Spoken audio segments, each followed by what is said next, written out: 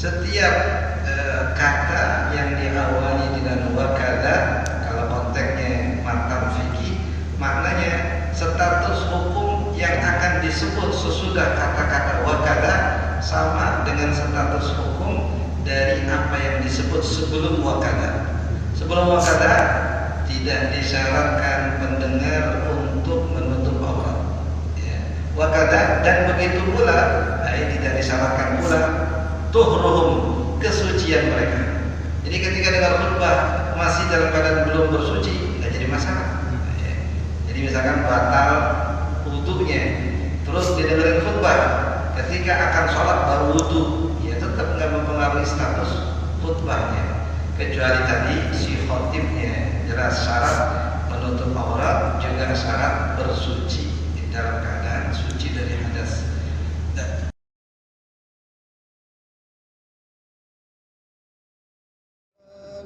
Assalamualaikum warahmatullahi wabarakatuh. Waalaikumsalam warahmatullahi wabarakatuh. Alhamdulillahirabbil alamin wa bihi nasta'in ala umuri dunya waddin. Wassalatu wassalamu ala asyrafil anbiya'i wal mursalin sayyidina wa maulana Muhammadin wa ala alihi wa sahbihi ajma'in wa ba'd. Fa inna asdaqal hadits kitabullah wa khairal hadi sayyidina Muhammadin sallallahu alaihi wasallam wa syarrul umuri muhdatsatuha wa kullu muhdatsatin bid'ah wa kullu bid'atin dhalalah wa kullu dhalalatin fin nar. Atau kama qala Nabi sallallahu alaihi wasallam. Ma'asyiral muslimin, hadirin jamaah dimuliakan Allah. Alhamdulillah wa syukurillah. Malam yang mulia ini kita kembali dipertemukan Allah Subhanahu wa taala di majlis yang mulia ini dalam keadaan sehat walafiat. Melanjutkan bacaan kitab kita halaman 161 ya. Wasalisuha. Qala Imam Al-Mu'adzim rahimahullah ta'ala wa adaban naf'abi wa bi barakati ulumihi wa bikum fid darain amin radhiyallahu anhu. Wasalisuha satrul aurah ay fi haqqil khatib la fi haqqis sami'in. فلا يشترط سترهم وكذا طهرهم ولا كونهم بمحل الصلاة ولا فهمهم لما سمعوه كما نقله الزيادي عن ابن حجر رحمه الله تعالى. ولا يشترط أيضا نية الخطبة. قال الإمام الباجوري رحمه الله تعالى: وإنما اشترط ذلك في حق الخطيب لأن الخطبتين بمنزلة ركعتين كما قوله وهو متلبس بفعلهما بخلاف السامعين. والظاهر صحة خطبة العاجز عن السترة دون العاجز عن طهر الحدث والخبث. قال رحمه الله تعالى: وثالثها, dan syarat khutbah yang ketiga satrul aurah, menutup aurat. Dan ini berlaku hanya pada khatib saja.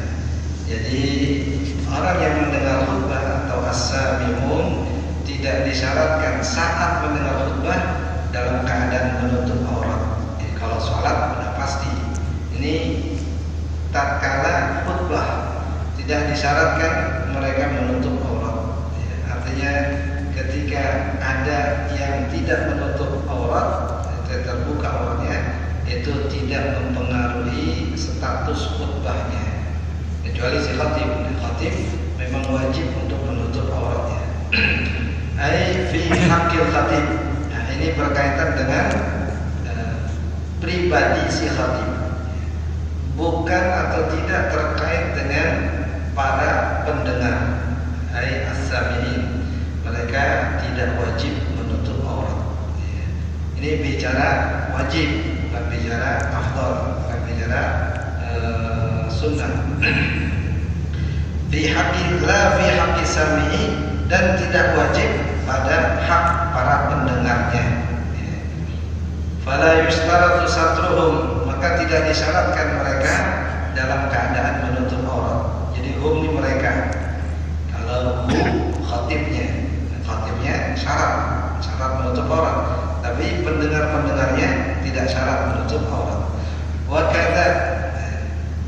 setiap kata yang diawali dengan wakada, kalau konteksnya matan fikih, maknanya status hukum yang akan disebut sesudah kata-kata wakada sama dengan status hukum dari apa yang disebut sebelum wakada. Sebelum wakada tidak disyaratkan pendengar untuk menutup aurat. Wakada dan begitu pula tidak disyaratkan pula tuhruhum, kesucian mereka. Jadi ketika dengar khutbah masih dalam keadaan belum bersuci, tidak jadi masalah. Jadi misalkan batal wudunya, terus didengarin khutbah, ketika akan sholat baru wudu, ya tetap nggak mempengaruhi status khutbahnya. Kecuali tadi si khotibnya jelas syarat menutup aurat, juga syarat bersuci dalam keadaan suci dari hadas. Wala kaunuhum bimahallis salati, dan tidak juga disyaratkan bagi para pendengar berada di lokasi sholat Jumat. Misalkan khatib lalu khutbah belum ada orang, pesertanya atau jamaahnya masih di luar, atau bahkan mungkin masih di rumah masing-masing, atau bahkan mungkin di kantor masing-masing. Apalagi masjid ada di perkantoran, jadi masing-masing di ruangan mereka. Ntar giliran udah mau rapi khutbah belum. Di Mesir begitu juga. Di Mesir masjid di dekat apartemen, jadi ini apartemen di tengah-tengahnya masjid. Dari apartemen kita kedengaran khutbah. Jadi kadang-kadang masih tidur tuh mahasiswa, masih tidur lagi khutbah karena khutbahnya panjang bisa sejam. Ntar kira Allahu Akbar baru lari. Jadi di rumah pakai tawal yang membolehkan, tidak syarat di tempat pelaksanaan Jumat. Ya masalah pahalanya yang urusan lain, kan disebutkan di dalam hadis. Kalau khatib dan naik mimbar, malaikat yang nyatet yang datang tadi, yang pertama kali datang kaman qarraba badana, seperti menjumpai seekor unta, yang datang kemudian seperti ini sampai kaman qarraba baito, seperti bersedekah dengan satu butir telur. Sampai khatib naik mimbar. Ketika khatib naik mimbar, catatan ditutup. Kemudian malaikatnya duduk dengerin khutbah. Kemudian malaikatnya duduk dengerin khutbah. Nah ini emang udah rapi khutbahnya. Komat, Allah Akbar. Kalau untung masih kedapatan sholat. Kalau kagak, udah nyari masjid yang masih sholat. Masjid di sini rapi. Ada masjid yang lain yang kira-kira masih sedang khutbah gitu. Karena ada tuh yang khutbahnya panjang-panjang, datang ke situ. Banyak mahasiswa Mesir yang setelah pulang ya sama-sama tahu lah. Dulu kan begini. Makanya di mana-mana kita berada, ya jaga, karena kadang-kadang masih membekas masa lalu kita di ingatan orang. Masa lalu kita di ingatan orang, apalagi yang jelek-jelek. Pasti. Jelek-jelek orang ingat dulu ada kota. Ini tidak syarat berada di lokasi sholat.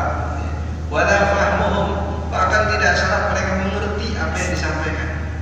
Ya kita umrah, khatib khutbah berbahasa Arab, kita kagak paham, enggak masalah. Atau mungkin orang lain nggak paham selain kita, yang dari Afrika mungkin nggak paham, yang dari Malaysia mungkin nggak paham, nah jadi masalah. Karena memang tidak disyaratkan orang yang mendengar khutbah memahami apa yang disampaikan. Ini terkait dengan syarat. Lima sami'u, akan apa yang mereka dengar, tidak disyaratkan mereka mengerti apa yang mereka dengar. Kadang-kadang jangankan beda bahasa, sama-sama bahasa Indonesia, karena ketinggian bahasa kadang-kadang kita tidak ngerti. Khotib ngomong apaan sih itu? Terlalu ilmiah, terlalu intelek. Kadang-kadang kita nggak paham. Sama orang Arab juga begitu. Kadang-kadang khutbah dengan bahasa yang bahasa kita terlalu jelimet, terlalu akademis. Akhirnya orang awam nggak ngerti khotib ngomong apaan sih. Padahal bahasa dia juga. Jadi memang tidak disyaratkan memahami apa yang disampaikan. Karena dakhalahu Az-Zayadi an Ibnu Hajar rahimahullah sebagai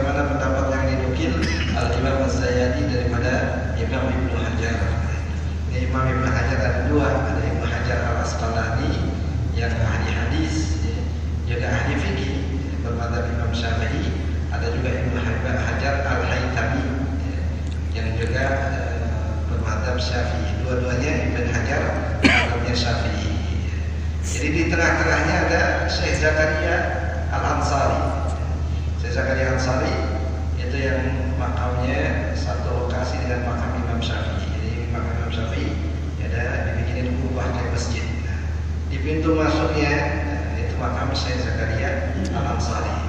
Nah, Syekh Zakaria Al-Ansari punya murid namanya Ibn Hajar Al-Haytami, punya guru namanya Ibn Hajar Al-Asqalani. Maka beliau sering katakan waqatu baina hajaraini, ane diimpit sama dua batu. Karena hajar artinya batu. Batu yang pertama nama gurunya Ibn Hajar Al-Asqalani. Batu yang kedua nama muridnya namanya Ibn Hajar Al-Haytami. Dua-duanya Ibn Hajar. Jadi beliau menukil dari pendapat Ibn Hajar yang tidak mensyaratkan pendengar atau orang yang salat Jumat memahami apa yang disampaikan oleh khatib. Wala yushtaratu aidan niyatul khutbah. Sebagaimana juga tidak disyaratkan yang mendengar khutbah untuk niat khutbah. Jadi kalau kita salat Jumat, imamnya wajib niat salat Jumat, makmumnya juga wajib salat Jumat. Tapi kalau khutbah yang notabene juga adalah aktivitas ibadah, makmum tidak disyaratkan niat mendengar khutbah. Ya, kagak paham aja nggak masalah, nggak denger aja nggak masalah, apalagi sekedar niat tidak masalah, tidak niat khutbah Jumat atau mendengar khutbah Jumat. Nah, adapun si khatib, nah, sebagian ulama termasuk Imam Al-Khatib di sini. Qala Imam Al-Bajuri rahimahullah, dan berkata Imam Al-Bajuri, beliau mengatakan wa inna ma usturita dzalika fi haqqil khatib. Akan tetapi yang demikian itu niat khutbah itu disyaratkan bagi seorang khatib. Saya niat khutbah Jumat karena Allah. Karena itu bahagian dari sholat Jumat bagi si khatib tadi itu. Jadi kalau nggak ada khutbah Jumat, ya nggak sah Jumatnya. Tapi si makmum itu tidak mempengaruhi kedudukan khutbahnya, karena yang khutbah dialah yang punya tanggung jawab untuk memenuhi rukunnya, untuk memenuhi syarat-syaratnya. Adapun yang mendengar tidak syarat. Jadi dia kagak paham, tidak masalah. Dia tidak ada di lokasi ketika khutbah disampaikan, nggak masalah. Dia tidak menutup aurat, tidak masalah. Bahkan dia tidak dalam keadaan berwudu pun tidak masalah. Tapi bermasalah kalau itu berkaitan dengan khatib. Ya. Jadi khatib di sini dikatakan disyaratkan niat khutbah. Jadi karena untuk membedakan. Jadi niat itu fungsinya untuk membedakan. Nah, ada ceramah, ada khutbah. Itu mau ceramah, mau khutbah. Ya. Nah, ada omongan biasa. Ada pengumuman, sebelum Jumat ada pengumuman. Dan yang ngomong lagi pengumuman, apalagi khutbah, lagi sambutan, apalagi khutbah. Nah, itu menurut Imam Al-Bajuri disyaratkan si khatib niat khutbah. Saya niat khutbah lillahi ta'ala. Nah, ya kalau bicara syarat tidak mutlak berbarengan dengan ibadah itu sendiri. Jadi saat kita datang ke masjid, niat untuk khutbah Jumat karena memang jadwal kita itu sudah dikategorikan niat. Karena niat dalam khutbah itu diposisikan sebagai syarat, bukan rukun. Ya. Kalau diposisikan sebagai rukun, ya dibubarkan sama Assalamualaikum dengan niat di dalam hati bahwasanya dia khutbah Jumat. Karena disebut sebagai syarat, maka memadai jika seandainya dia datang ke masjid memang tujuannya untuk khutbah Jumat, ya, tujuannya untuk menunaikan khutbah Jumat. Atau ya dadakan, ketika khotib nggak datang, ente aja deh yang khutbah, ya dah, dia naik ke atas niatnya untuk khutbah Jumat. Itu menurut Imam Al-Bajuri disyaratkan bagi khatib. Kenapa? Li'anna al-khutbataini bimanzilati rak'ataini. Karena dua khutbah Jumat diposisikan seperti dua rakaat. Kan seharusnya salat zuhur 4 rakaat. Karena Jumatnya cuma 2 rakaat, maka yang menggantikan 2 rakaat yang tersisa adalah 2 khutbah. cukup satu khutbah, seperti khutbah hari raya. Ada yang mencukupkan hanya satu kali khutbah, ada yang menyamakan seperti Jumat tetap 2 kali khutbah. Nah, sedangkan Jumat itu sudah pasti 2 khutbah, itu rukunnya, 2 khutbah. Jadi nggak cukup walaupun khutbah pertama sejam misalkan, tapi nggak ada khutbah kedua, ya tidak sah. Karena ada juga rukun yang disyaratkan dalam 2 khutbah. Nah, di sini beliau katakan karena 2 khutbah itu diposisikan seperti posisi 2 rakaat pada rangkaian Jumatnya. Adapun pada rangkaian orang yang menunaikannya tidak masalah. Tadi ada orang khutbah, belum datang kecuali setelah selesai khutbah. Bukan berarti dia tidak mengerjakan yang 2 rakaat tadi dengan tidak mendengar khutbah. Nah, itu satu paket. Jadi dia datang sekedar untuk sholat, asalkan mendapati 1 rakaat bersama dengan imam sudah dikategorikan sholat Jumat. Jadi imam sudah rakaat pertama, kemudian masuk rakaat yang kedua, kita datang terlambat, kemudian kita gabung dapat 1 rakaat bersama dengan imam, tinggal kemudian melengkapi 1 rakaat yang tersisa. Beda kalau seandainya kita tidak mendapati rakaat bersama dengan imam, kita datang imam udah takdir ada bangun dari rukuk.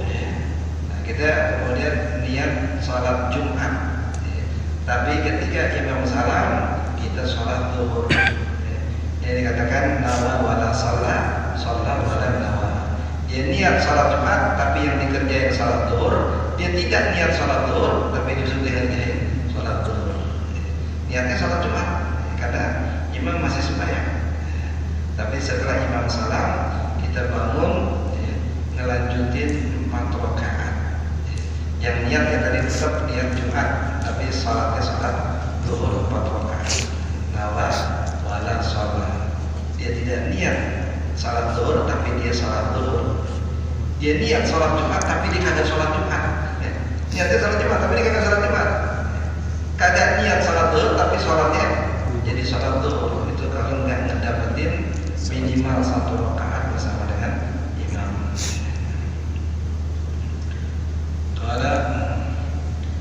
Karena qablu sebagaimana yang lalu, jadi 2 khutbah diposisikan seperti 2 rakaat.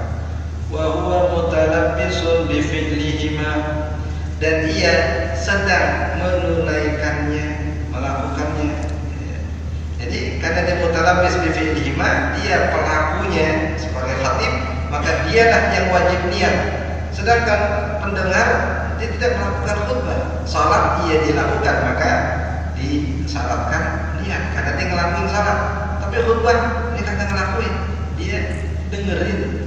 Yang ngelakuin siapa? Khatib, maka yang wajib niat si khatibnya. Mutalabbis, dia sebagai pelakunya, dia sebagai aktornya. Sedangkan pendengar itu tidak melakukan, dia cuma mendengarkan. Pasif gitu. Yang aktif si khatib, si makmum itu sebagai pemeran pasif, dia cuma dengerin doang. Ente kagak dengerin juga sah khutbahnya kan. Ente kagak datang, ntar datangnya pas giliran sholat tetap sah khutbahnya, karena ada yang ngerjain, ada yang memenuhi syarat-syaratnya, ada nutup aurat, ada suci dari hadas, suci dari najis, kan? Dan seterusnya. Adapun ente nggak disyaratkan itu, masalah ya. Jadi tidak juga disyaratkan niat karena ada yang ngelakuin. Bikhilafis sami'in, beda dengan para pendengar. Mereka tadi kita katakan pasif sehingga tidak disyaratkan niat. Karena yang disyaratkan niat pelakunya.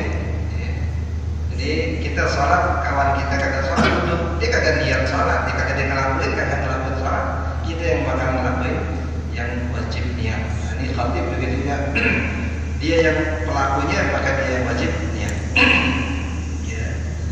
Wadzahiru, pendapat yang zahir dalam mazhab Imam Syafi'i, istilah zahir itu kalau ada 2 ucapan atau 2 pendapat Imam Syafi'i yang sama-sama kuat, yang satu lebih kuat, yang lebih kuat disebut adhar, sedangkan yang tidak kuat tapi dalilnya kuat itu disebut zahir.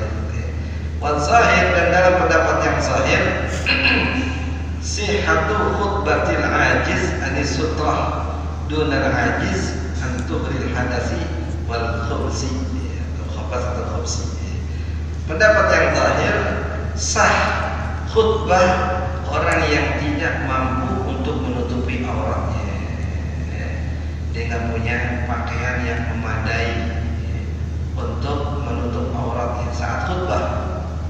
Nanti saat salat ditutupi. Mungkin ketika khutbah belum datang itu bajunya yang memadai untuk menutup auratnya. Maka menurut pendapat yang zahir, sah seorang khatib yang tidak mampu untuk menutupi auratnya. Mungkin pakai celana pendek kasarnya, nggak ada pakaian. Ini kan iftirati, artinya kemungkinan. Emang makmum nggak bisa minjemin dulu, kan makmum nggak syarat dia menutupin aurat, pinjemin dulu buat khatib supaya dia selesai khutbahnya, baru kemudian dibalikin lagi sampai dia bisa mendatangkan sesuatu yang menutupi auratnya ketika sholat. Minimal ketika khutbah dia telah menutupi auratnya. Tapi kita di pendapat yang lain, mungkin jamaah belum pada datang dan dia cuma punya pakai celana pendek, sedangkan waktu sholat Jumat sudah masuk. Jadi menurut pendapat yang lain, sah saja kalau memang dia tidak mampu untuk menutupi aurat. Beda kalau tidak mampu untuk suci dari hadas, itu nggak dikecualikan. Kan ada yang lain yang gantiin ente, aneh kencing nggak bersih nih, salisul baul. Sedangkan makmum ada yang sehat, artinya nggak masalah dia dengan kesuciannya. Udah nggak darurat banget ente yang khatib, ya. Urusin dulu penyakitnya sampai sembuh. Nah ini ya naik beda kalau tadi menutup aurat. Ini menurut pendapat yang terakhir tidak disyaratkan, artinya sah-sah saja kalau dia tidak bisa menutupi auratnya. Ya berarti pendapat yang adhar, pendapat yang lebih kuat itu tidak sah.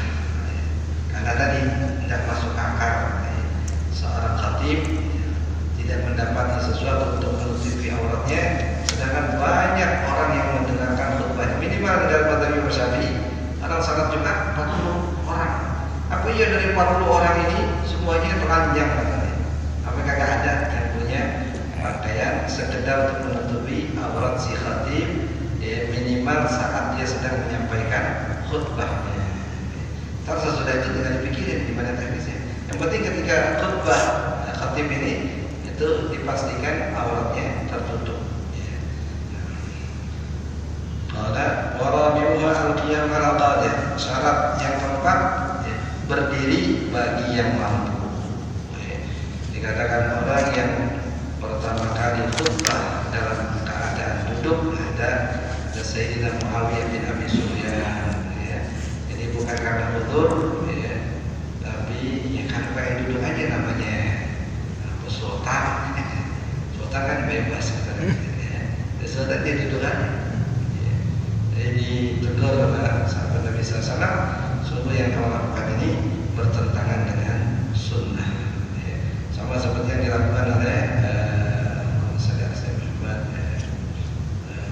Hisham bin Abdul Malik bin Marwan.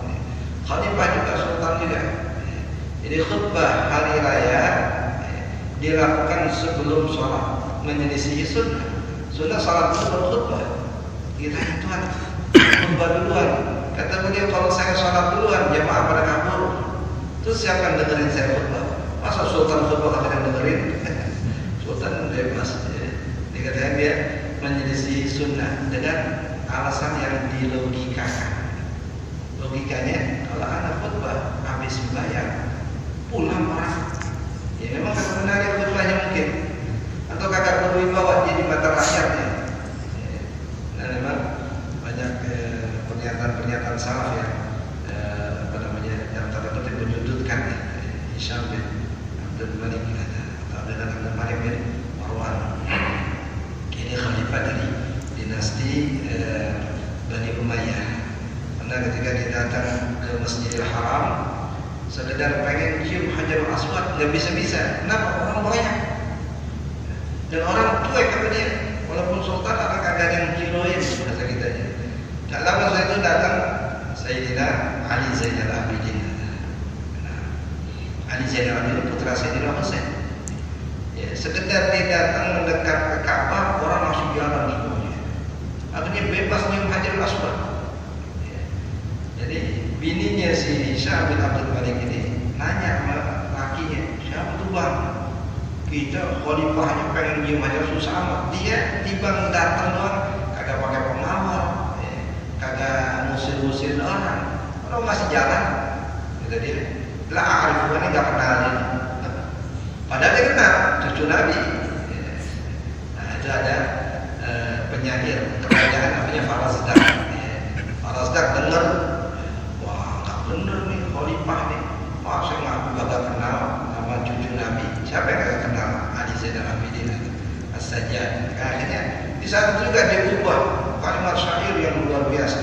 Hadzal ladzi ta'riful bad'ah wa ta'atahu. Wa ya'riful hal wal haram. Ini sosok yang bahkan bebatuan dan pegunungan kenal siapa dia.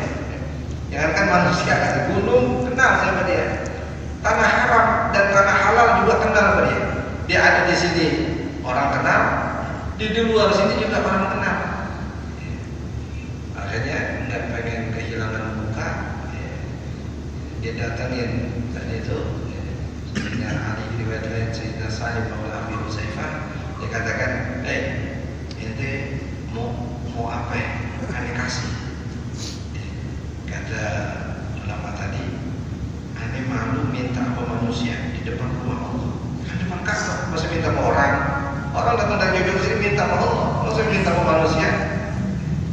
Ya udah dah. Setelah selesai sholat, ditungguin di luar masjid. Setelah keluar masjid, nah sekarang udah gak di depan Ka'bah, ente mau minta apa? Balikin tanya, ente mau ngasih saya urusan dunia atau urusan akhirat? Urusan dunia dong, masuk urusan akhirat ente gak mampu ngasih ente. Urusan dunia, ente gak pernah minta sama yang nyiptain dunia. Bagaimana anda minta apa yang kamu punya dunia? Artinya apa Allah aja dia gak pernah minta urusan dunia. Masa minta dunia sama ente? Kalau mau sih ada minta sama Allah, tapi anda nggak pernah minta. Inilah as'aluha liman yamlikuha, fa kaifa as'aluha liman la yamlikuha. Saya nggak pernah minta dunia sama si pemiliknya. Bagaimana mungkin anda minta dunia sama yang bukan pemiliknya?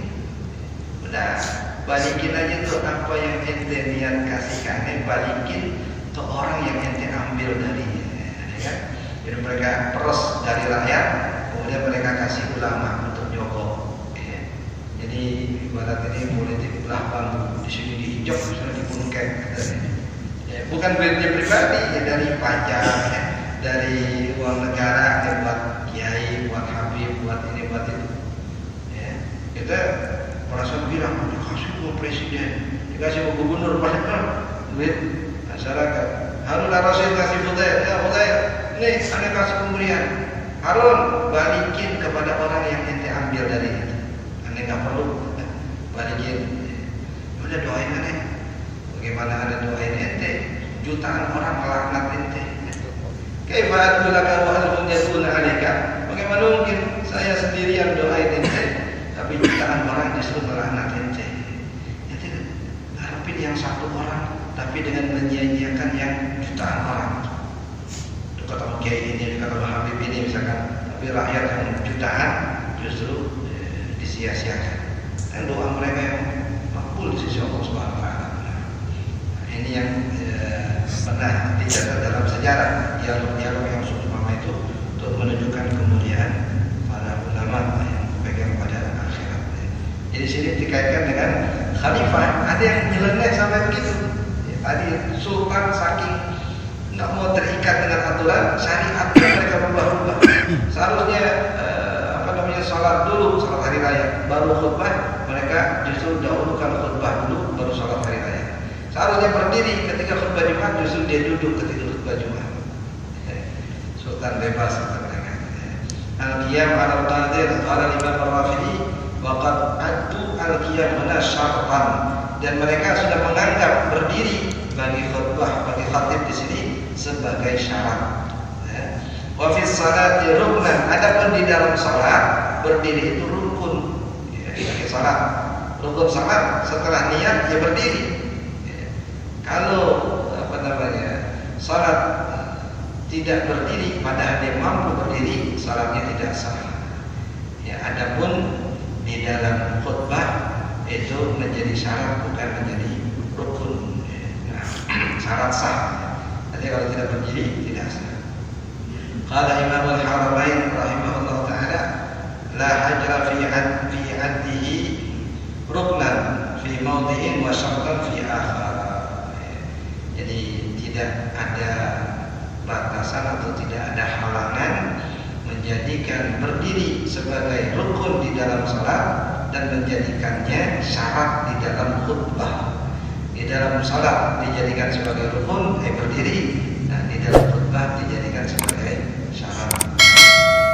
Wa farraqa ba'dhum bi anna al-maqsuda bi qiyam as-salati wa qu'udiha al-khidmah. Fa'adda ruknaini fiha. Ulama sebagian membedakan kenapa di dalam salat dijadikan rukun sedangkan di dalam khutbah dijadikan syarat. Kita sama tahu perbedaan rukun dengan syarat. Qala bi anna al-maqsuda bi qiyam as-salati wa qu'udiha. Karena yang dimaksud atau tujuan dari berdiri dan duduk di dalam salat, dapat diri, entar rukuk, entar duduk, entar sujud, entar diri lagi. Kenapa enggak satu rangkaian aja, udah diri aja dah sepanjang salat dari awal sampai selesai, ya. Sebagaimana khutbah dari awal sampai selesai, diri aja. Nah, diselingin dengan duduk sejenak kemudian bangun lagi berdiri. Beda dengan salat. Kenapa? Kata beliau, karena tujuan berdiri dan duduk di dalam salat adalah bentuk penghambaan atau bentuk pengkhidmatan kepada Allah Subhanahu wa taala. Al-khidmah. Fa'udda ruknaini fiha. Maka keduanya dijadikan sebagai rukun di dalam salat. Berdiri dan duduk dijadikan rukun di dalam salat.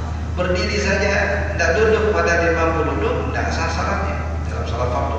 Atau duduk saja tidak berdiri sepanjang salatnya, pada dia mampu berdiri tidak sah salatnya. Wal maqsudu minal khutbati, adapun tujuan berdiri, kenapa lagi khutbah berdiri?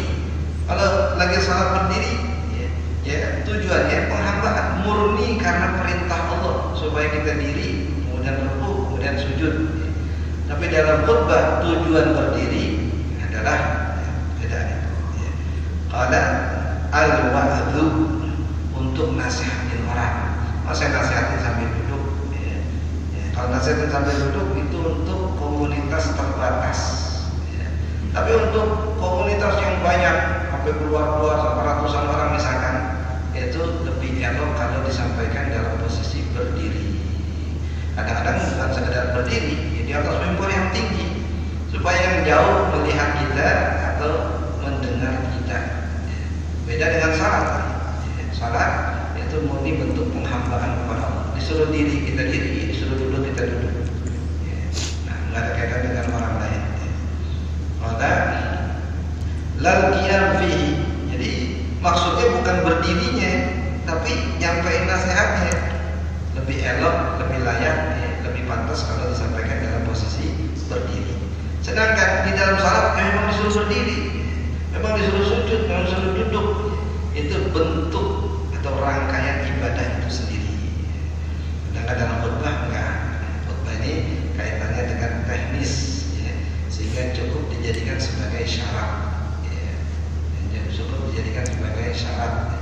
Jadi dalam khutbah dalam tanda kutip, nanti mampu berdiri ya berdiri, bagusnya berdiri ya berdiri, bukan duduk. Kalau salat ditinggalkan itu sudah mutlak batal karena masuk kategori rukun. Fakana bisyarti asbah, maka lebih layak dijadikan sebagai syarat daripada sebagai rukun. Karena rukun itu bahagian dari ibadah itu sendiri. Sedangkan syarat itu terpisah.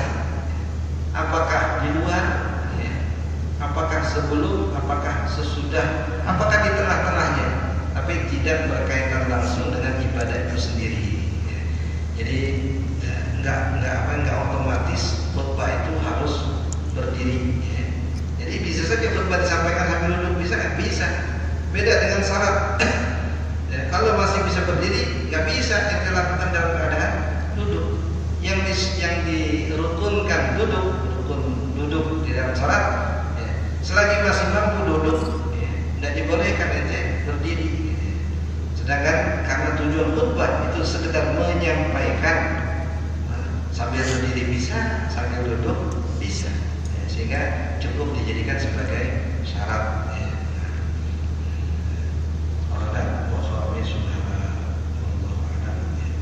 Jurus duduk antara dua khutbah dalam posisi tomanina. Ini tomanina sebagai mengatakan bahagian daripada syarat sahnya khutbah. Jadi minimal diam.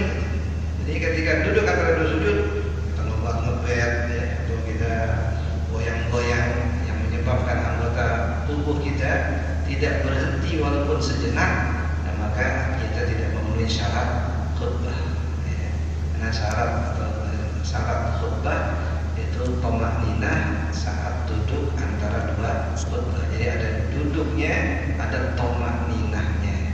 Jadi nggak cukup duduk doang, tapi nggak tomakninah. Ya. Tetap disyaratkan